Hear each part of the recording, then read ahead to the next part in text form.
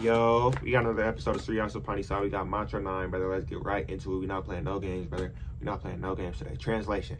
Those who engage in the culture of the niche activities shall enter into the darkest region of ignorance. Worse still are those engaged in the culture of so-called knowledge. But before we get into that, though, how about you drop a like, comment, subscribe, comment other videos on this channel, man. I got y'all 1,010 times. You feel me, on God? But let's really get into it. I'm sorry for saying on God. You know, we don't say those things over here.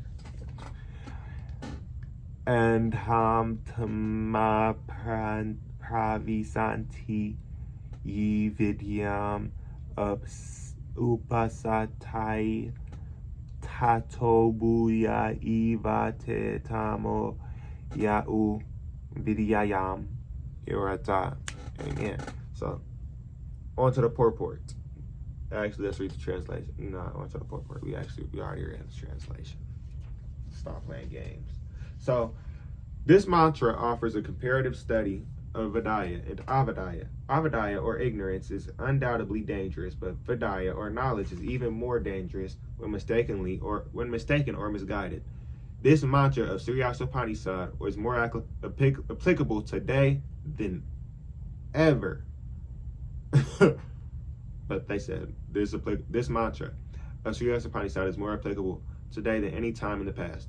Modern civilization has advanced considerably in the field of mass education, but the result of that is more people unhappy than ever before because of the stress placed on material advancement to the exclusion of the most important part of life, the spiritual aspect. That was a very run-on sentence. I'm sorry, but my second grade teacher, she used to really teach about run-on sentences, and that was one of them. That was a long-ass sentence. That's why I stuttered like that. I swear I'm not a slow nigga. I'm so smart that sometimes I be thinking like, is that correct? You feel me? So, Ben, as far as Vidya is concerned, the first mantra, my bad, I got confused. The first mantra has explained very clearly that the Supreme Lord is the proprietor of everything, and that forgetfulness of this fact is ignorance. The more a man forgets this fact of life, the more he is in darkness. In view of this, a godless civilization directed towards the so-called advancement of education is more dangerous than a civilization in which the masses of people are educated. Of the different classes of men, karmis, gnanis, and yogis, the karmis are those who are engaged in the activities of sense gratification. In the modern civilization, 99.9% of the people are engaged in the activities of sense gratification under the flags of industrialism, economic development, altruism, political activism, and so on. All these activities are more or so less based on satisfaction of the senses to the exclusion to the kind of God consciousness described in the first mantra. In the language of the Bhagavad Gita 7.15, the people who are engaged in gross sense gratification are called mudhas, or asses. The ass is a symbol of stupidity. Those who simply engage in the profitless pursuit of sense gratification are worshiping Avidya, according to Sri Isopanisad, and those who play the role of helping this sort of civilization in the name of educational advancement are actually doing more harm than those who are on the platform of gross sense gratification.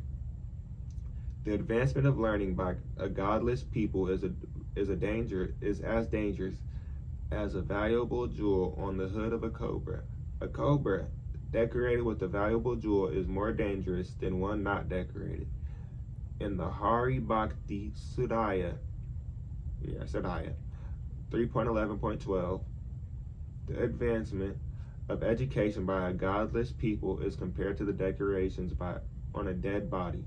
In India, as in many other countries, some people follow the custom of leading a procession with the dead body for the pleasure of the lamenting relatives. In the same way, modern civilization is a patchwork of activities meant to cover perpetual miseries of material existence. All such activities are aimed towards sense gratification. But above the senses is the mind, and above the mind is the intelligence, and above the intelligence is the soul. Thus, the aim of the real education should be self-realization, realization of the spiritual values of the soul. Any education which does not lead to such realization must be considered a Vidya, or nescience.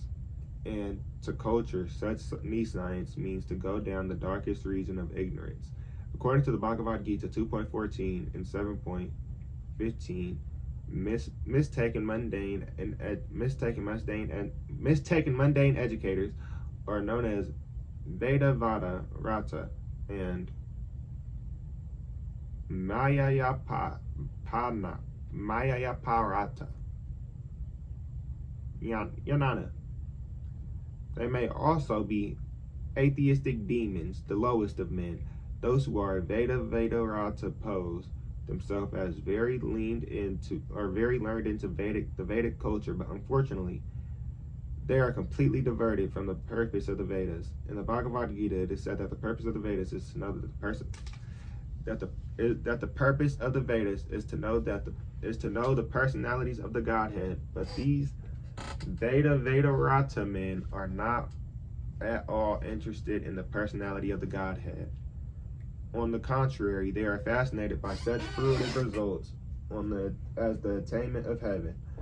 As stated in Mantra 1, we should know that the personality of Godhead is the proprietor of everything, and that we must be satisfied with our allocated portions of the necessities of life. The purpose of all Vedic literature is to awaken this God consciousness in the forgetful living being. And this same purpose is presented in many various ways in the different scriptures of the world for the understanding of a foolish mankind. Thus, the ultimate purpose of all religions is to bring one back to Godhead.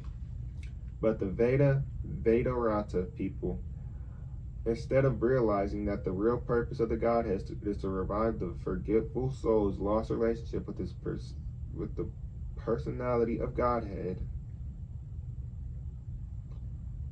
take it for granted that such people. Nigga, the sentence ain't over. Take it for granted that such people. My bad. That confused me because that S wasn't capitalized. I thought the sentence was over, brother. That's a long ass sentence. That's a run on. Take it for granted that such side issues as the attainment of. Actually, let me read the whole sentence to y'all so y'all know how long the sentence is.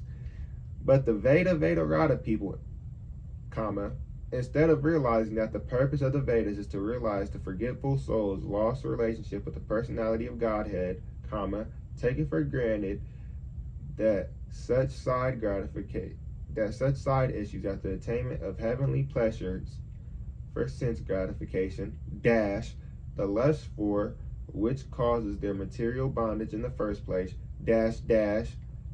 are the ultimate end of the Vedas. It's a long sentence. Such people misguide by interpreting the Vedic. I'm sorry. That made me sound like a terrible person, but I'm not. I was just confused because the S wasn't capitalized. No, the T wasn't capitalized and taken. I don't know why I felt like that sentence should have been ended right there, but that messed me up for some reason. I'm such a calm, okay, let me read. Such people misguide others by misinterpreting the Vedic literature. Sometimes they even condemn Puranas, which are the authentic Vedic explanations for laymen. The Vedaratas give their own explanations of the Vedas, neglecting their authority of the great teachers, the Acharyas. They also tend to raise some unscrupulous persons from among themselves and present him as the leading exponent of Vedic knowledge, such as Vedaratas. Such Vedaratas are especially condemned in this mantra by the appropriate Sanskrit word Vidyayam. Vidyayam refers to the study of the Vedas because the Vedas are the origin of all knowledge, Vidya, and Rata means those engaged. Vidyayam Rata means those engaged in the study of the Vedas. The so-called students of the Vedas are condemned herein because they are ignorant of the actual purpose of the Vedas on account of their destroying the Akaryas. Such Vedaratas search out meanings in every word of the Vedas to suit their own purpose. They do not know that the Vedic literature is a collection of extraordinary books that can be only understood through the chain of disciplic succession. One must approach a bona fide spiritual master in order to understand the transcendental message of the Vedas, that is, the direction of the Mundaka Upanishad 1.2.12. These Vedarata people, however, have their own Akaryas who are not in the chain of transcendental succession. Thus, they progress into the darkest region of ignorance. By misinterpreting the Vedic literature, they fall even further into the ignorance than those who have no knowledge of the Vedas at all. The Mayayataparta Jnana class of men are self-made gods. Such men think that they self are God, and that there is no need of worshiping any other god.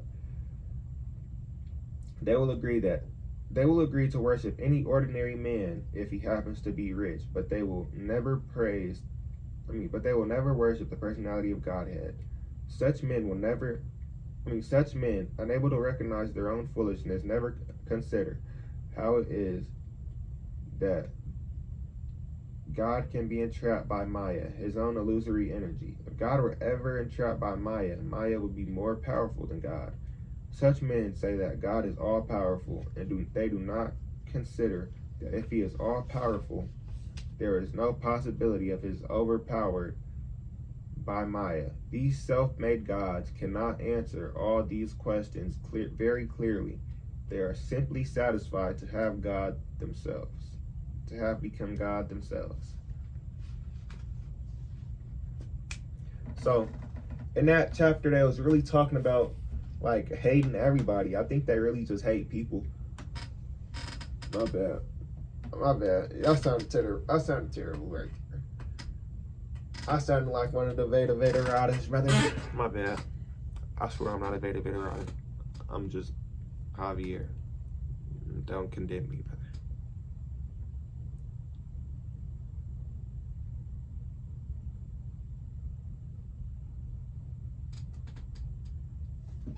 That's it for this video. Though. Drop a like, comment, and subscribe. Comment other videos I want to see on the channel, man. I feel like that section really spoke for itself. You know, I feel like they were really getting in detail about what they were saying. They were really speaking about the illusion of Maya. Not really the illusion of Maya. They were speaking about,